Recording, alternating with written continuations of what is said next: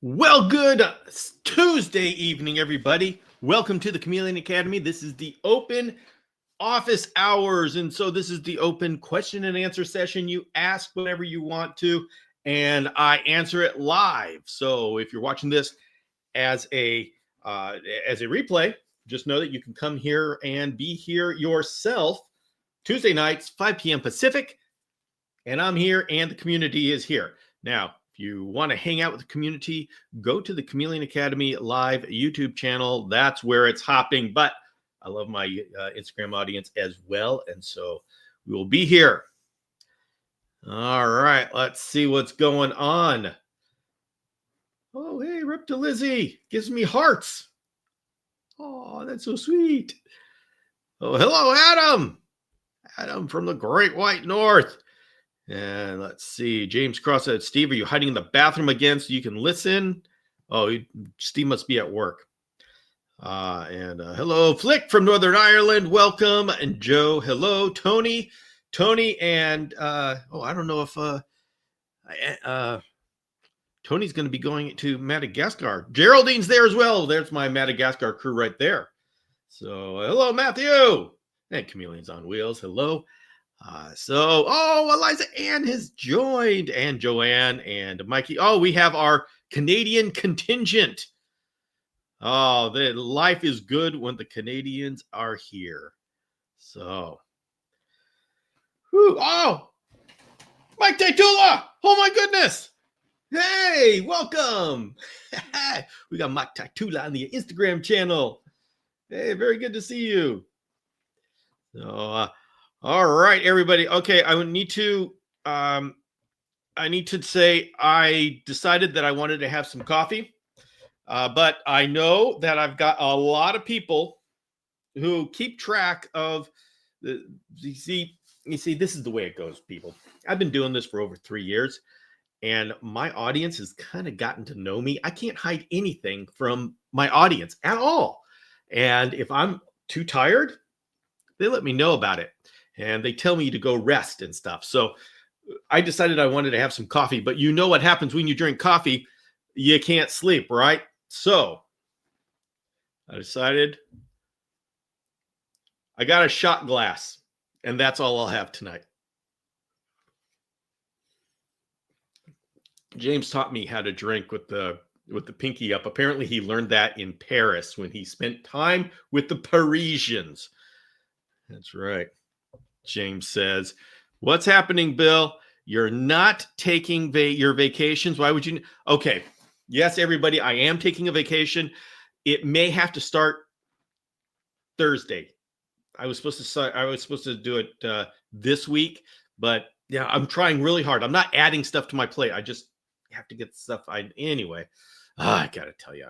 Oh, hey. Hello, Sunset Chameleons. Welcome. So, too tired. What are you, a bicycle? Oh my goodness, everyone. Christopher just threw out the dad joke of the night. Please, everyone, give him the applause he deserves. We need that kind of stuff. We need that kind of jokes in our life.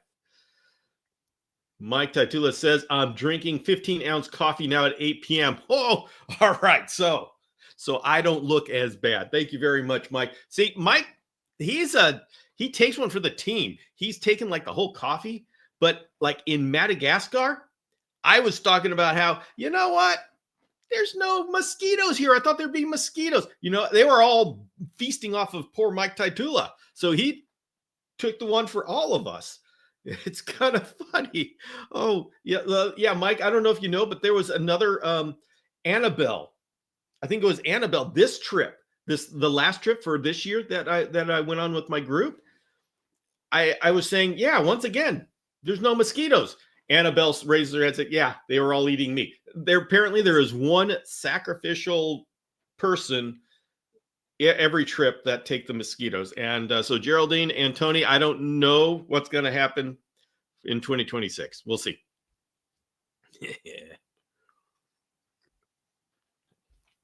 Art 380's giving me, what are those things? Claps. Hello. Yes. Thank you for clapping for that joke. Liza Ann says, remember when people wanted you to give a dad joke on your live, so you had to prep? Yeah. Okay. So yeah, we got history. There was a time where, let's see, it was Jenny from Germany kept wanting a dad joke from me, and I didn't have any dad jokes, so I had to actually do research. So, whew. Let's see. Christopher says, I've got my 14-ounce 7-Eleven cup of coffee right now. Not done with work till 10. All right. Everybody, you know what? Yes, I'm in good company. Everybody, thank you very much, all of you who are drinking coffee with me.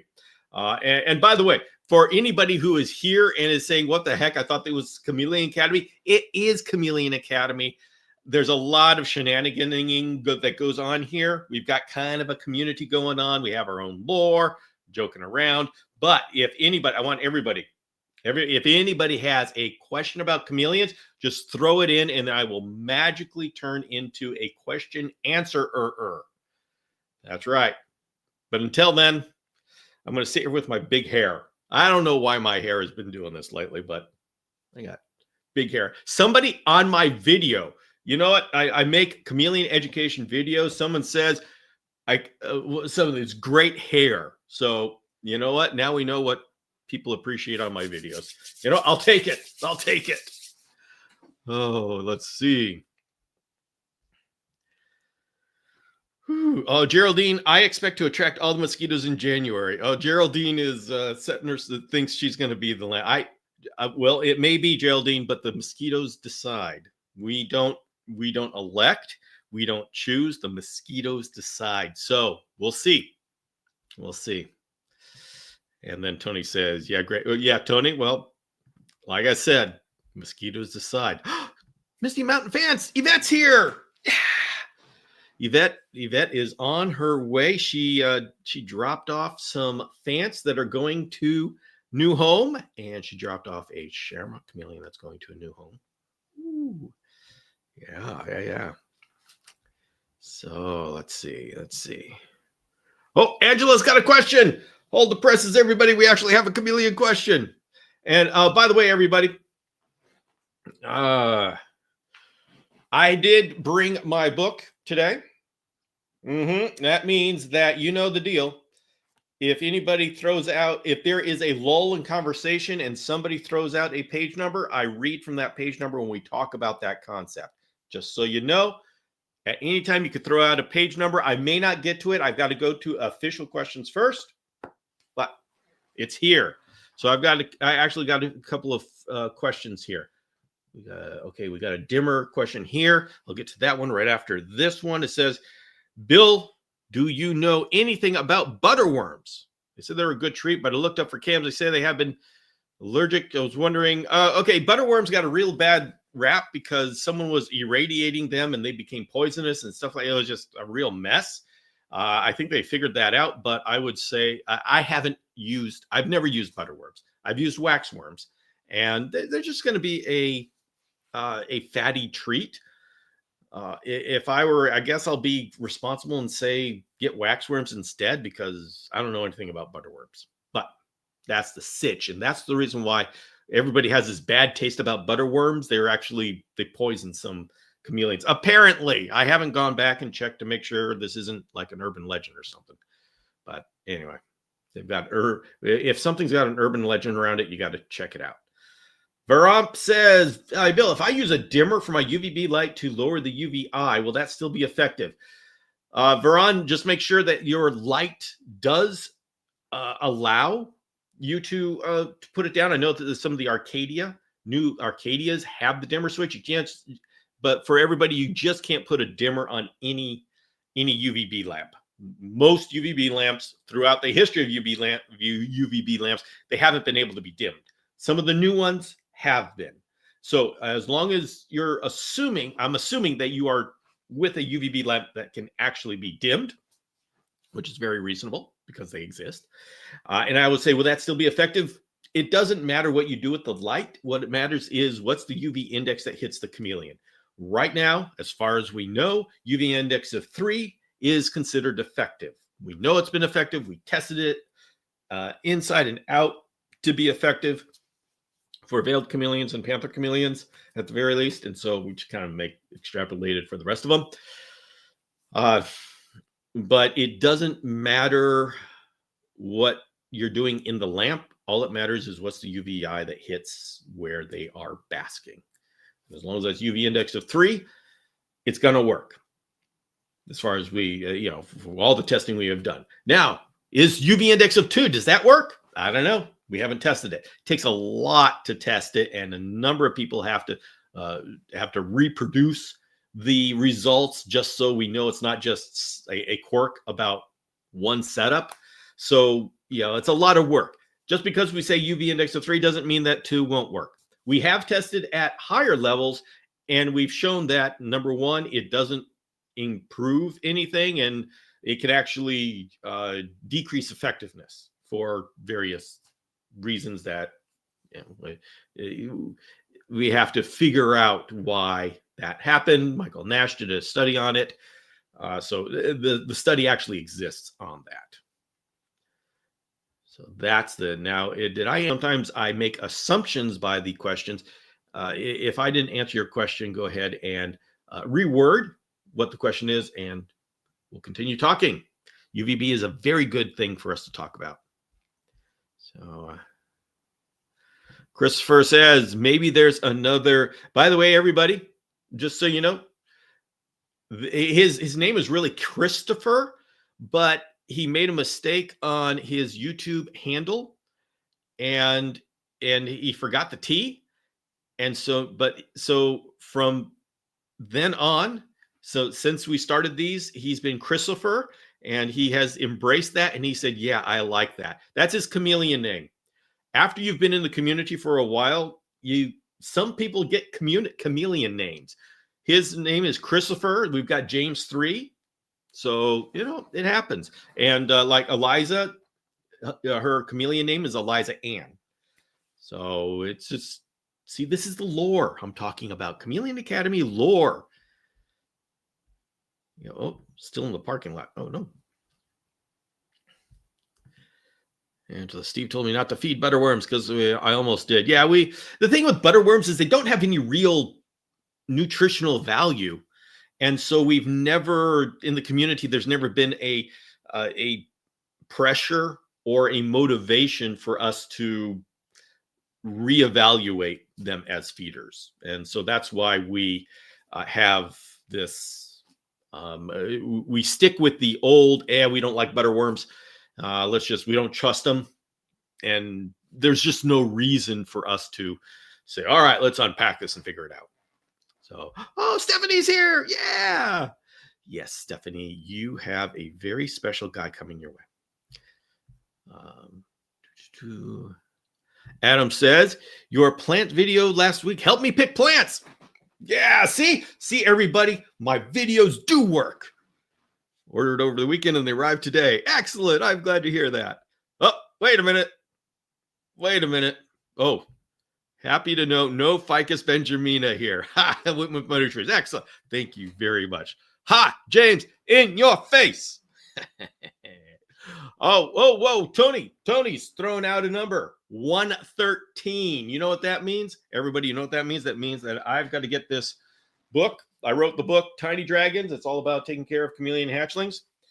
And when someone throws out a page number, I've got to go to that page and read what's on that page. Just take a concept. I don't have to read the entire page. Oh, switching to bigger feeders. There we go, everybody. That's what's on page 113.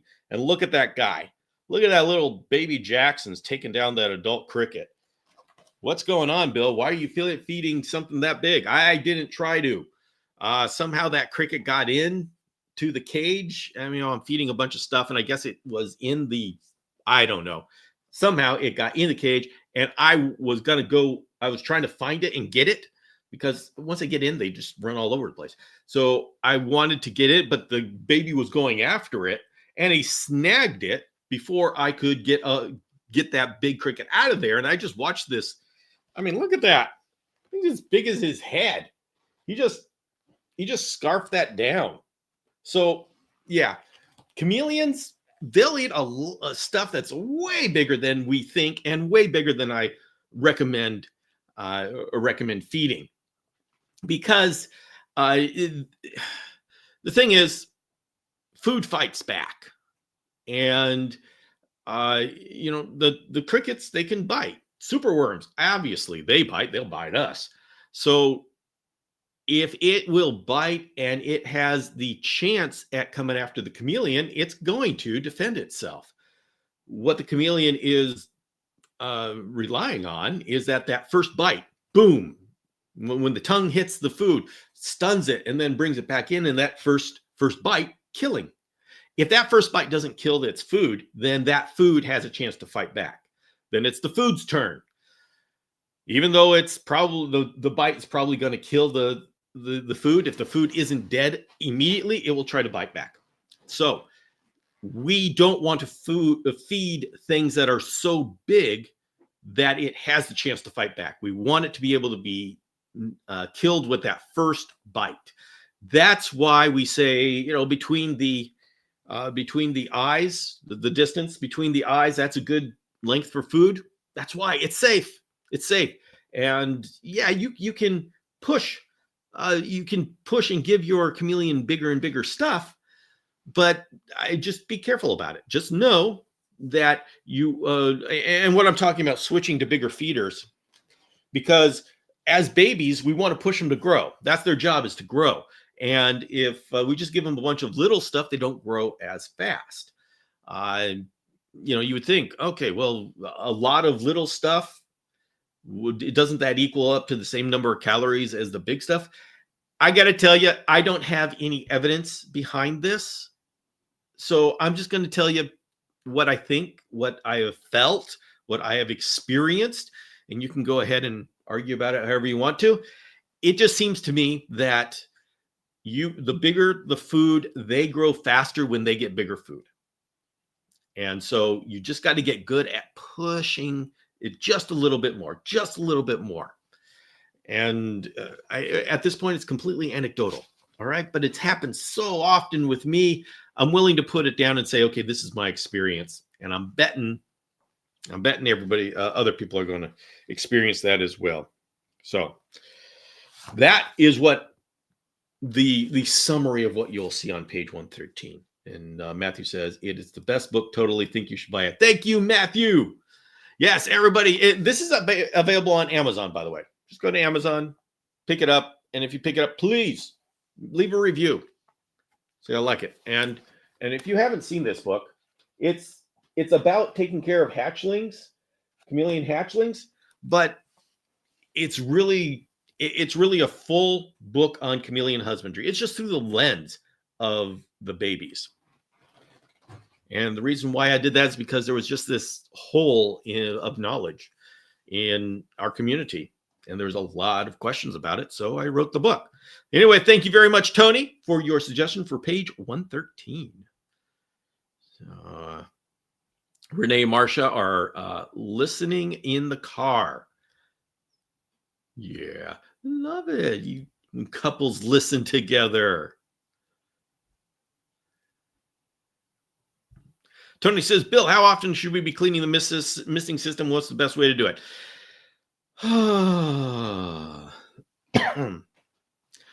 Well, Tony, I use, there's many answers to this. I clean it, officially clean it every month. Use vinegar, just clean everything out. Just make sure it's very rinsed when you are done with it. And that's what I say. But personally, that's what I have to recommend. But what do I do personally? I have so little problem with things getting dirty and grimy. It just doesn't happen for me. I'm betting that in areas that are more humid, that's more of a problem. But with me, things dry out so quickly. I don't have the problem with these missing systems and fogging systems getting gross very quickly. But and really, this is an example of know your area. If you're in a very humid area, this could be more of a problem. So humidity, well, your chameleons like it, but more problems, less humidity. That's what I got. Chameleons need humidity, so I've got to add it. That's life. We all have something we've got to do. Mothra. Oh, irradiated butterworms. Seen this movie before. It's called Mothra. Anybody here know what Mothra is? Anybody know who Mothra is? Please, my Gen Xers, raise your hand, make yourself known. Or Eliza Ann. I don't think she's a Gen Xer. I don't think so. I think she comes after that, but she has the soul of a Gen Xer. So she'll probably know who Mothra is.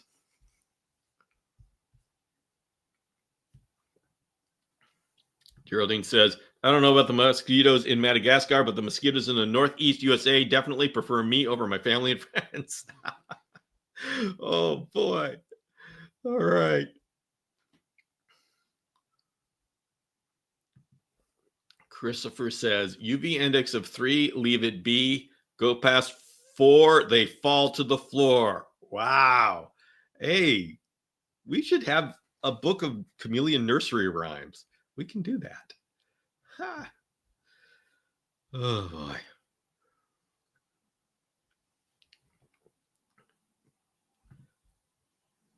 Oh, God. I am Christopher, hear me roar.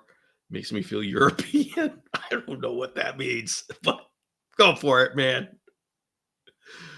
Oh, we just need a bard now to sing our chameleon more. Yes, we do.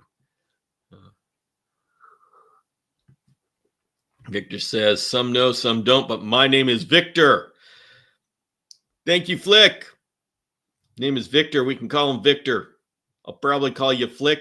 Well, I may call you Victor. Thing is, if I call you Victor, then the people who are new don't know who I'm talking about. And so everybody, even if I know your name, I may call you by your screen name because that's how people in the chat know who I'm talking about. Although some people, like Annette, gets called Annette, just because I'm used to it now.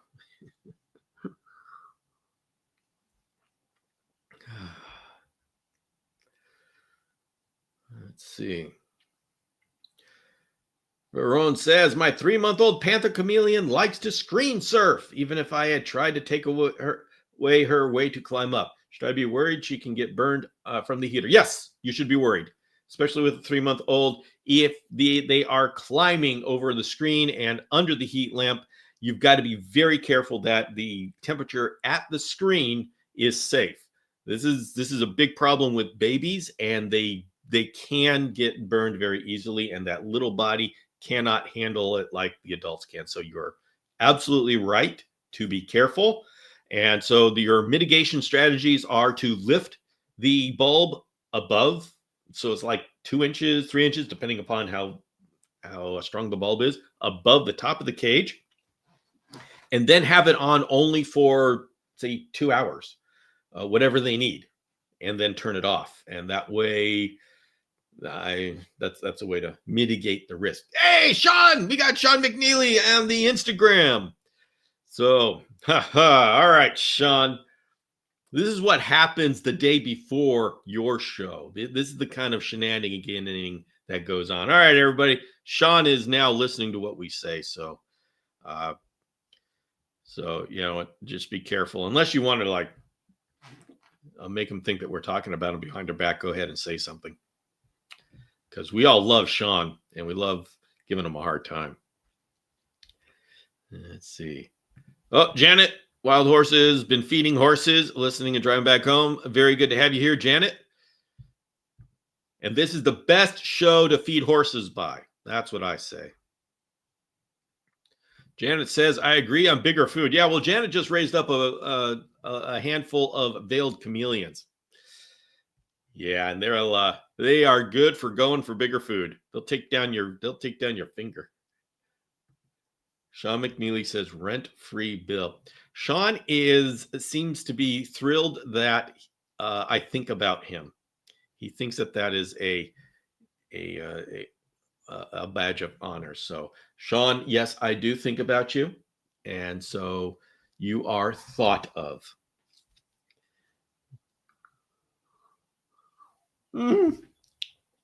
But why is the coffee always gone?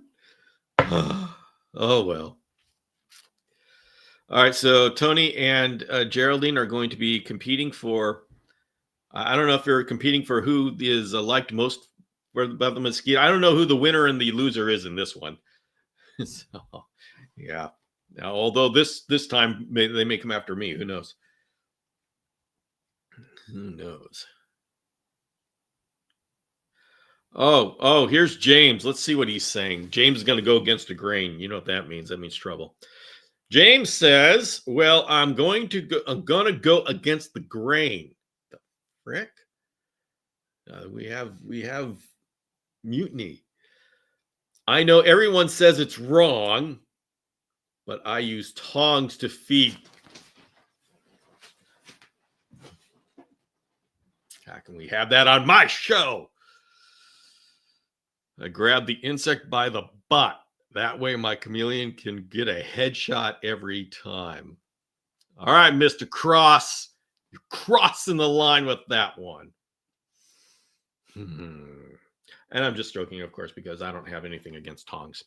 You just figure out how to do it. Make sure you do it right. And such is life, especially when you've got a Parsons chameleon. You do not want to lose your whatever you're feeding. It's generally you invest in those feeders. It's not like I'm going to buy 1,000 crickets. No, it's I'm going to get 10 grasshoppers that have been grain fed. So yeah, you hand feed. James tong feeds. So we of course have have fun about that because he was publicly berated in another area, not here, somewhere else, for doing that. So he now wears that like a badge of honor. James agrees with me. Negative attention is still attention. It's the way we live life. Hello, Tammy Elliott. Wonderful. Welcome back. Mabel and Pearl. Pearl says, about to upgrade to a larger enclosure. What if my chameleon falls? If your chameleon falls, there's something wrong and you need to figure out what's wrong with your chameleon. If your chameleon is healthy, they are not going to fall. That's not what chameleons do. Chameleons specialize in staying in the tree. So chameleons don't slip and fall. They've got two hands, prehensile tail. They don't do that. Now, okay, I'm sure there's a time somewhere where a chameleon slipped and fell, but that's not something that you got to worry about. Get your bigger cage. Get that bigger cage.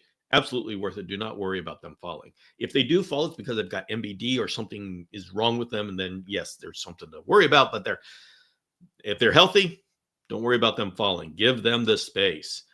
Gojira. Aye, okay. Thank you. Throw it back to the OG Godzilla movies. Yes. Love those Godzillas. Hello, Michael Bauer. Are you raising your hand? If you got a question, throw it in. Throw it in there. Let's see. How far back am I? I am now 8 minutes behind in the chat. Whew. Spearmint is making his way down again.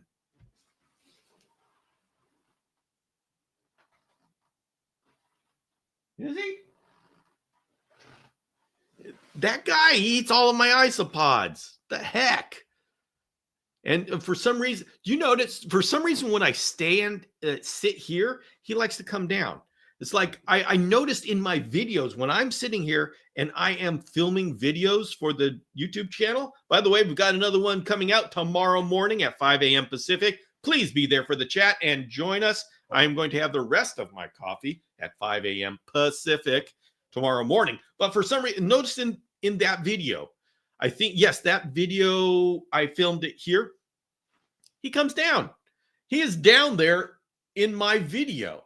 It's like he's not usually down there, but it's like if I start to film, it's like he comes down. That's his thing.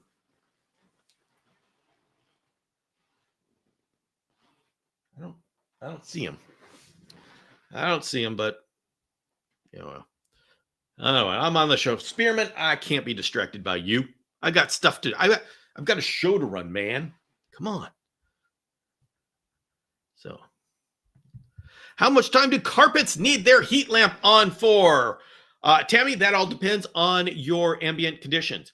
I would start at two ambient conditions in the room as well as your type of cage. Like with a screen cage, you can leave it on all day.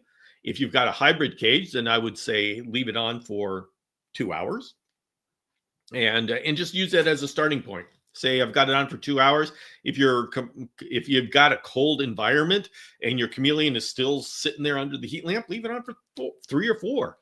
If that's enough, they go in, they warm up for half an hour, and then they run around the cage and shoot bugs or stuff. Then you can turn it off at 45 minutes. So I say start it at 2 hours. And then if your chameleon says, hey, I need more, let them have it more.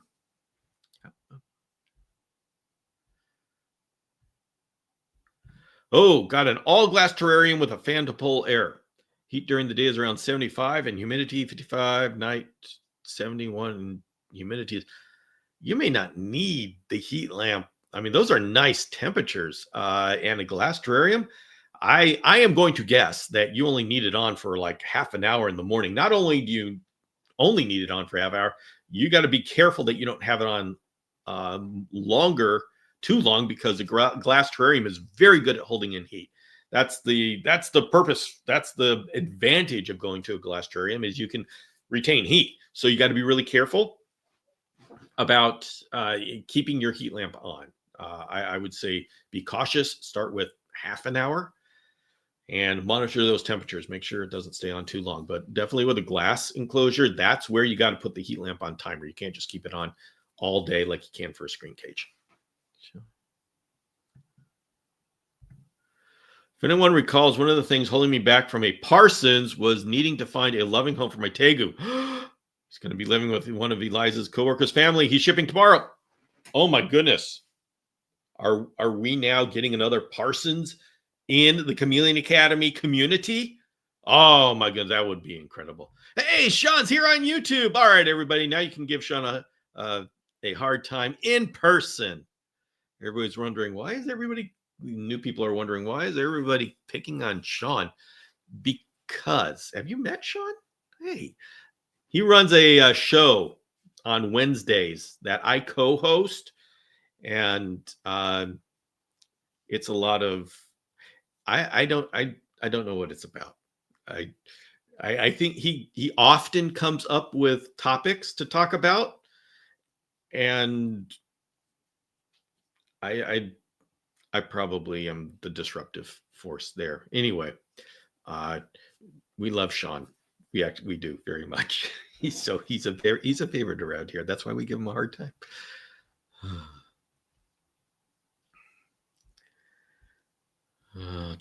People helping with Tammy. Thank you very much.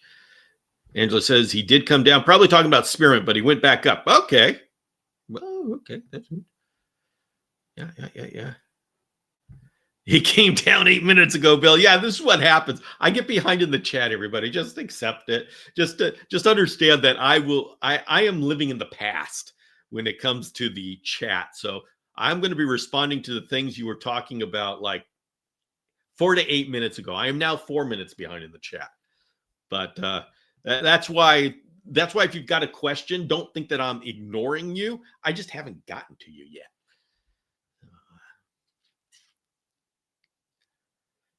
All right.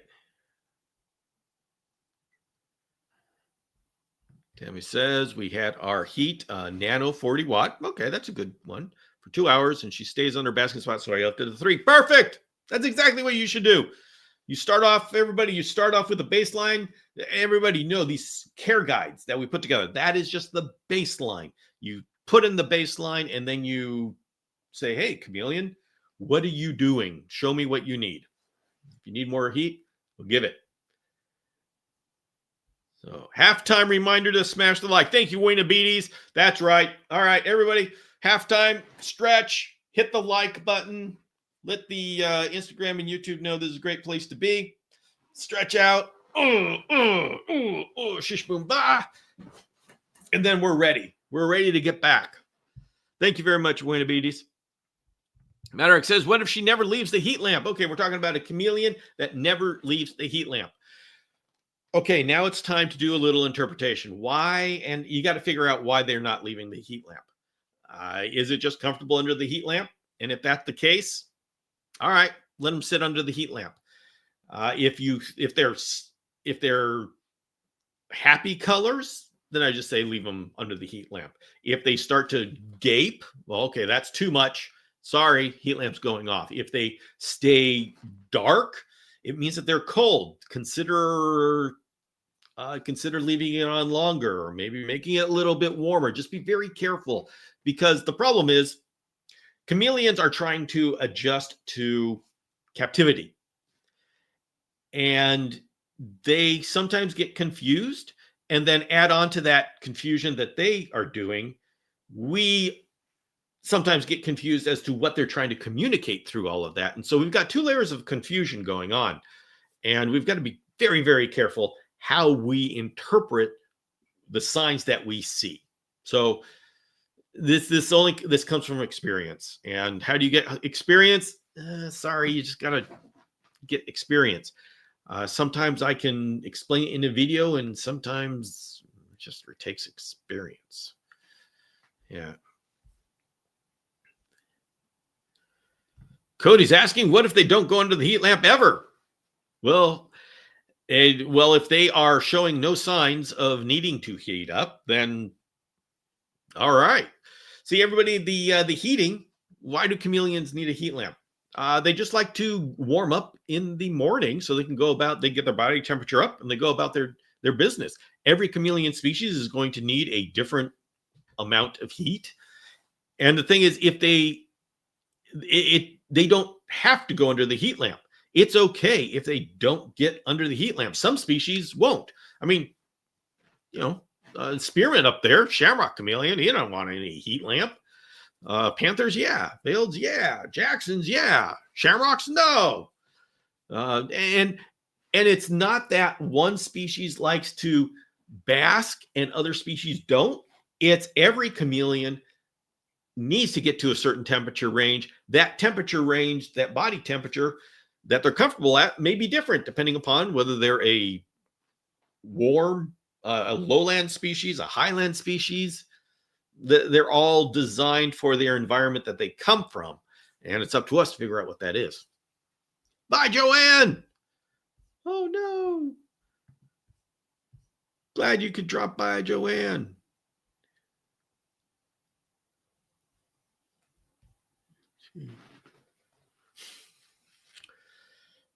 Elaine Alan Eddie Rojas. That's what I'm going to guess from that screen name. So since chameleons don't have external ears or eardrums like most reptiles, how exactly do they detect sound vibrations? Well, they do have internal ears. It's just that their ear covering is covered over by skin. And so, they feel vibrations, and, that'll get some, but they don't hear much at all. They really just feel it, the vibrations. And that's why, you'll have veiled chameleons vibrate the branch. That's how they communicate.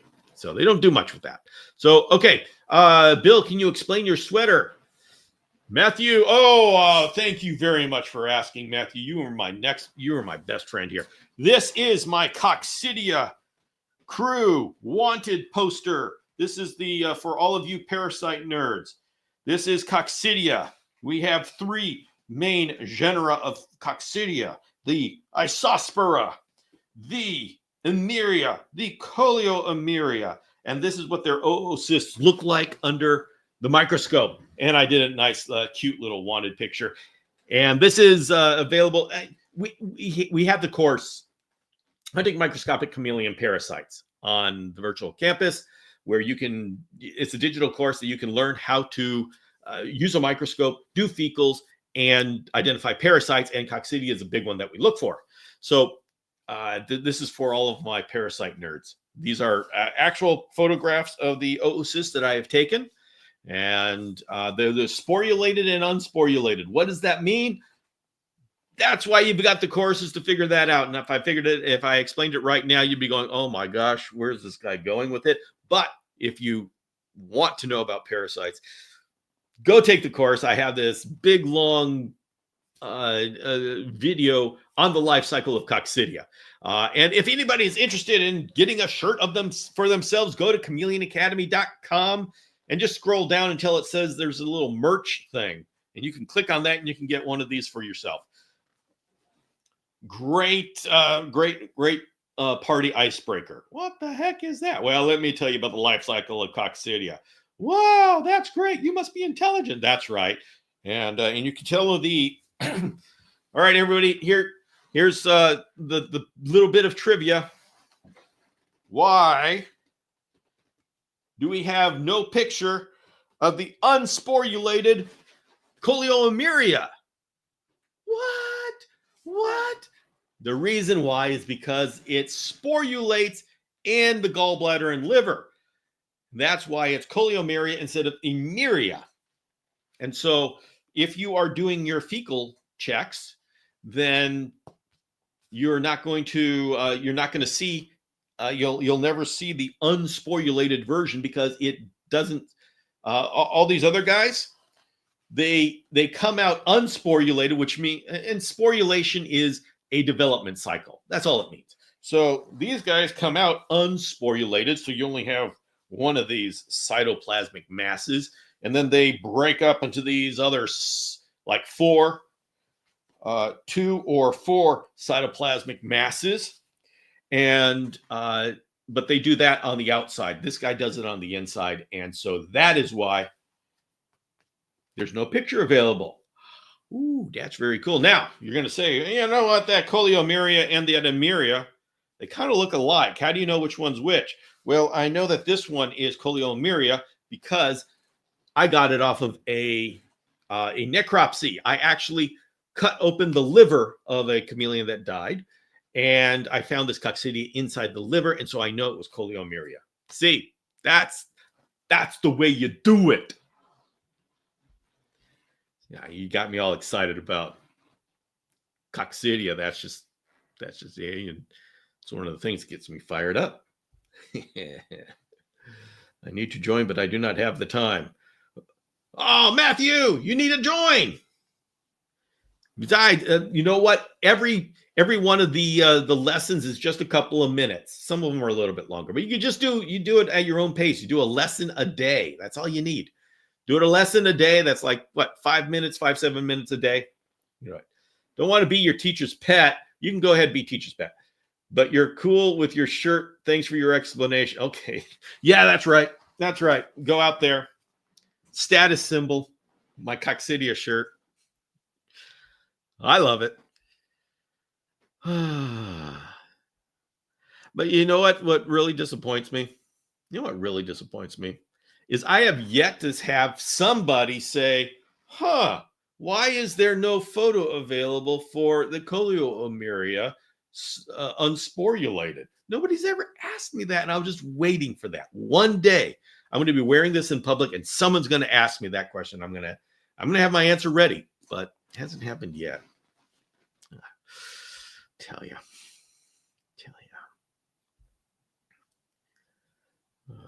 I am up the wall with my students. Oh, are you a teacher, Matthew? Oh. All right, let's go. James says, Bill, I no longer have any other shirts than Chameleon Academy shirts. Yeah! My wife says I have a problem. You don't have a problem. You've got to focus. You got to focus. That's good.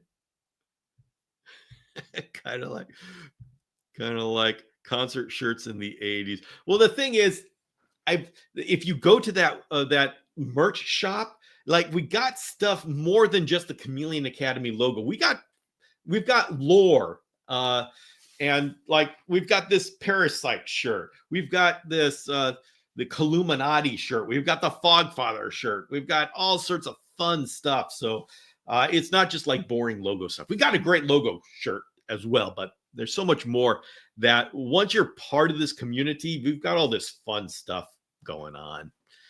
And so we got all sorts of shirts. So, how does coccidia infection specifically affect the digestive efficiency and nutrient absorption in chameleons? Well, Alan Eddie Rojas, let me tell you, it really messes things up because the coccidia life cycle, it goes into the intestinal lumen, which is the cells. These are very specialized cells in the intestines that absorb nutrients. And so you've got these cells that absorb everything, all of the nutrients, and that's how you get nutrition, is through these cells, the intestinal lumen.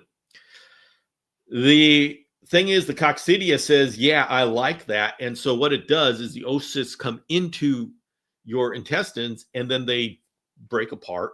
And, I won't go through all the names, but then they embed themselves inside the intestinal lumen, these cells, and they go into the cell and they're hiding from the immune system. The biggest killer of coccidia is the immune system. So it hides in these cells from the immune system.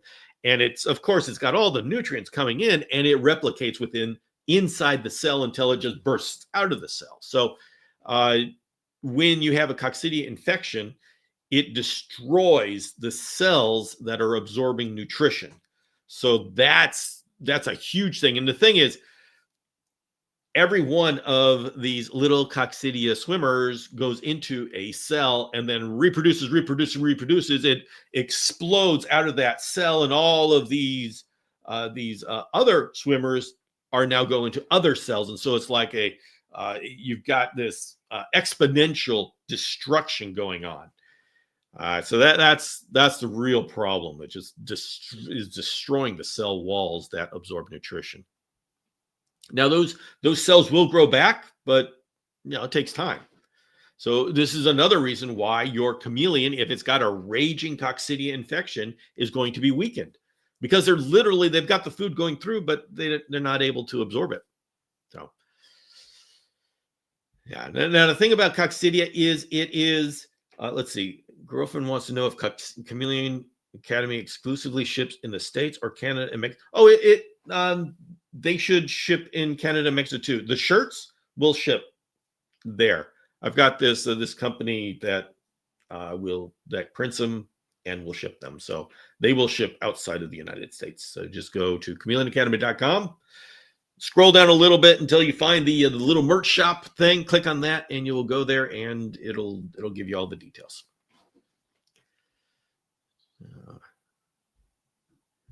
Just like concert shirts, love it. So, Mikey Ben says, "I hear ya. Wife had the boys buy me non-reptile shirts to try to break." No, we do not buy non-reptile shirts. Come on, everybody. Come on. Why would you do a normal t-shirt when you can walk around with a coccidia t-shirt? This is educational. We got education going on here. So then you can point it. Hey, should I put QR codes on my shirts? Oh boy. DIY. Oh yeah, DIY Chameleon guys. We got a DIY Chameleon guy shirt as well. We got a lot of stuff going on. There's this question again. Bill, how many chameleons do you have? I don't know. I make it a point not to know. I just take care of them. No, but the funny thing, Tammy, is there was a time not too long ago where I would refuse to count the chameleons, because then when my wife asked me, I'd be able to honestly say I don't know and somehow get out of answering that question. Well, now that she is your plate is fantastic as gecko breeder, now she's got more reptiles than I do. And so I kid you not, I actually asked her how many she has. And she says, I don't know. I haven't counted. She did a Uno reverse on me. She did an Uno reverse on me. What the heck? That's what happens when you have two reptile people in the same house. Oh, hey, Howard. Howard joined us. Okay, Alan's asking, is it primarily linked to stress and husbandry conditions, or do genetic and immune differences play a larger role in coccidia outbreaks? Alan, it's just how many oocysts. These are oocysts, and they get into the environment. This is how the parasite, the coccidia, reproduces, and so it just blankets the environment with all of these oocysts, hoping that one or two or three, as many as possible, will hitch rides back into the chameleon's mouth. Now, they're very primitive, and so they're specialized to certain systems, and so I don't know how easily they will transfer between different species of chameleons or different genera of reptiles, but they can't go into a pig. The chameleon coccidia can't get into a pig, so it has to find, we'll just say, a chameleon, and so it just blankets, it sends as many oocysts out into the world as possible to try to get into a chameleon. And so it's not, how damaging the coccidia infection is to the chameleon is really going to depend upon how strong the immune system to the chameleon is. This is why you, number one, can have a coccidia infection and never see your chameleon get sick. Your husbandry may be breaking the coccidia life cycle and keeping the infection down to where it's manageable. Chameleons live with coccidia in the wild, and it doesn't kill them. In fact, the coccidia doesn't want to kill the chameleon. They have found a balance between, okay, the coccidia wants to be just under the radar, because if the coccidia kills the chameleon, their host is gone. So it's more of a balance. I don't know, we can't call it a symbiotic relationship, but they've got a balance. When the chameleon comes into captivity, we totally destroy that balance, because the coccidia is producing all of those oocysts to try to get just a couple of oocysts into the mouth of a chameleon, but it thinks it's producing, thinking that it's going into the Madagascar rainforest, which is a kind of a big place. But when we take that kind of production, we put it into a small cage, relatively small cage, well, then all of a sudden we just have more oocysts than nature intended. And so that's why things can go spiral way out of control in captivity. So there we go. Oh, hey, you bought a badge. Thank you. Oh, really appreciate that. Talk about specific. Yes, they are. They are. And that's why some of these parasites, they either are not compatible with hosts, or else they're semi-compatible. Like if you're a plumber's itch, you think about walking around on beaches and you get those red squiggly lines in your feet. Well, those red squiggly lines are actually dog hookworms that are compatible enough that they can get through your skin, but they can't figure out where to go when they're inside your foot, because you're not a dog. And so they're just crawling around inside the foot going, and they're just lost. So you're a dead end host for them. Let's see. Coccidia affects other animals besides reptiles. Am I correct? Yes. There's just about every animal is going to have their own coccidia. So that is it. There's and that's one reason why we know so much about coccidia, is because chickens, cows, pigs, they all have coccidia, and they've got to be treated. So that's why we know so much about coccidia. We don't know about coccidia because chameleons have it. We need funding for chameleon studies. We've got Dr. Chris Anderson who's doing that kind of stuff, but we need more. We need a whole university of chameleon studiers.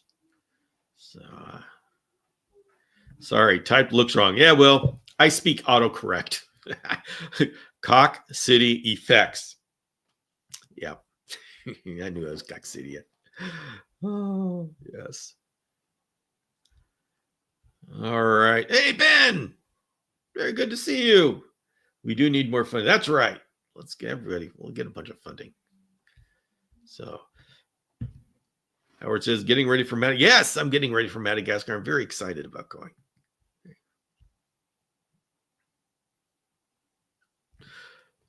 Comment may have got filtered. Ask your web dev for a DNS record for a store. All right, Nate, we're going to talk about this. I don't know exactly what you're saying. I know what a DNS record is, but beyond that, we got to talk. Go ahead and private message me and let me know what you're talking about, because it sounds interesting. Whenever Nate says something that I don't fully understand, I know it's good. Yeah. Oh, boy. James is saying, Mikey, I still have my spandex pants from the 80s when I have big hair. Woo! Sometimes I bust them out to embarrass my kids. All right, everybody. You know what? On my live show, we should have James put on the spandex pants. So about going to one of those Madagascar trips, possibility. Alan Eddie Rojas, email me at bill@chameleonacademy.com and I will give you information. Yes, very possibility. You want to come on? I'm going in January. You want to come? Have spots open. So email me at bill@chameleonacademy.com. I will send you information. So, Tammy says that is very bothersome with the dog hookworm. Yes, it is. It is very bothersome. So, whew, all right. Oh my goodness, everybody! It is almost close to 6 o'clock. Know that tomorrow morning at 5 a.m. Pacific on YouTube, the YouTube video channel, not the YouTube live channel. I have 2 YouTube channels. You can go right now. It's sitting there ready. You can set notifications.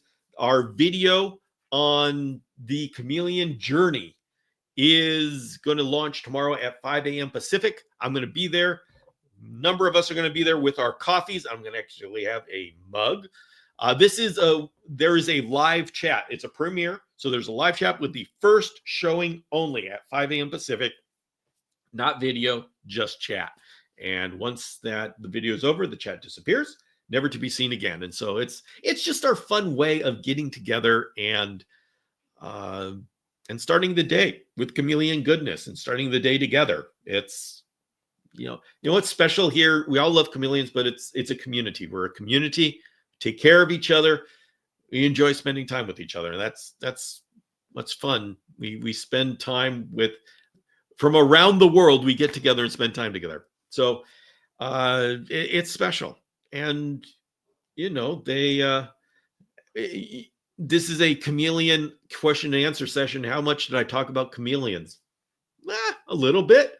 Talk more about having fun with everybody and spandex pants and t-shirts and stuff. So that's what's special about this. It's the community. So